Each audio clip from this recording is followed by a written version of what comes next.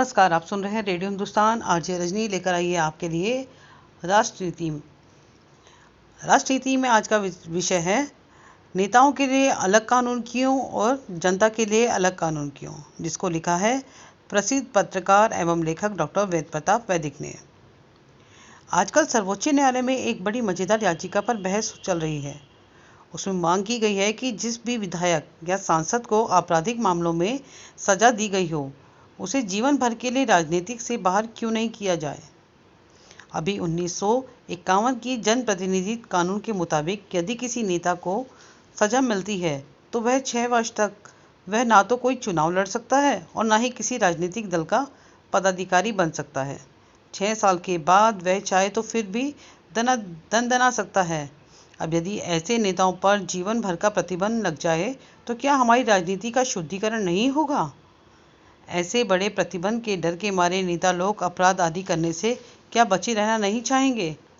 इस याचिका को पेश करने वाले अश्विन उपाध्याय का तर्क है, यदि एक पुलिस वाला या कोई सरकारी कर्मचारी किसी अपराध में जेल भेज दिया जाता है तो उसकी नौकरी हमेशा के लिए खत्म हो जाती है या नहीं।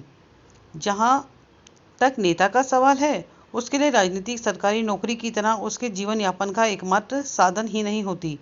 वह तो जन सेवक है, उसका शौक है, उसकी प्रतिष्ठा पूर्ति है।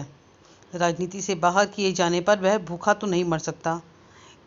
इस तर्क का समर्थन भारत के चुनाव आयोग ने भी किया है, लेकिन चुनाव आयोग स्वयं तो किसी कानून को बदल नहीं सकता। उसके पास नया कानून बनाने का अधिकार भी नहीं है। ऐसे में सरकार चाहे तो वह कुछ ठोस पहल कर सकती है। वह संसद में प्रस्ताव लाकर ऐसा कानून जरूर बना सकती है, लेकिन कोई भी सरकार ऐसा कानून क्यों बनाना चाहेगी। यदि वह ऐसा कानून बना दे तो उसके कई बड़े बड़े नेता राजनीति से बाहर हो जाएंगे।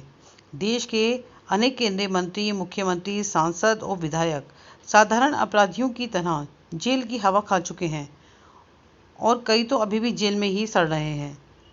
मैं उनके नाम यहाँ नहीं गिना रहा हूँ। यदि उनके विरुद्ध वैसा कानून बन गया तो देश की राजनीति में भूकंप आ जाएगा।